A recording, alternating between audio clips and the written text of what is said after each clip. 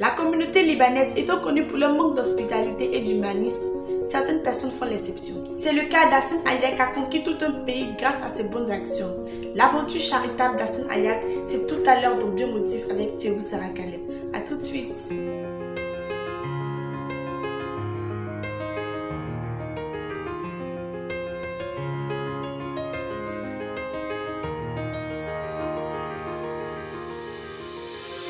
Né à Dubaï, Hassen Hayak est d'origine libanaise. Il arrive en Côte d'Ivoire très petit.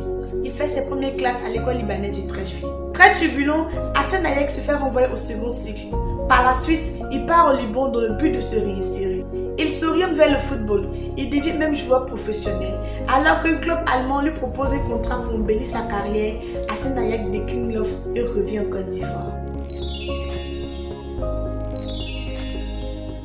À Djamé, l'un des quartiers les plus peuplés d'Abidjan, il assistait son père dans l'industrie du textile, où il prendra plus tard son enfant dans le même domaine pour s'installer à son propre compte.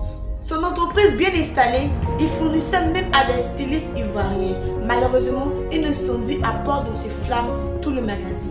Pas assuré, Hassen Hayak devra recommencer à zéro. Il se reconduit alors dans la restauration. Étant dans la restauration avec ses maigres moyens, Hassen Hayak intervient dans plusieurs cas de détresse. Il agissait en grande majorité en anonyme. C'est au bout d'un moment qu'on a pu mettre un visage sur cette personne dénommée le vagabond de la charité. Hassen Hayak a prouvé qu'on n'a pas besoin de notre président, ministre ou populaire pour poursuivre des actions charitables. Connu en Côte d'Ivoire et ailleurs par sa générosité non limite, Hassen Hayak est le président d'un groupement de personnes appelé Bénévoles de Premier Secours. Ce monsieur a fait du social son cheval de bataille. Grâce à Hassen Hayak, des opérations chirurgicales ont été entièrement financées. Des personnes sans abri ont pu avoir un toit. Des enfants bénéficient de leur droit à l'éducation. Des enfants avec des malformations, des tumeurs et toute autre pathologie ont retrouvé leur santé. Loin de moi l'idée de le qualifier de Dieu sur terre, mais reconnaissons qu'Hassen Hayak a bien voulu sacrifier sa disponibilité, ses moyens et surtout son temps pour le bien de tous.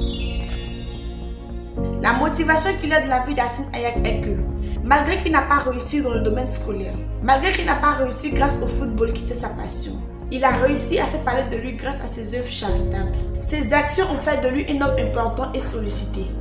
Ses actions lui ont ouvert de grandes portes.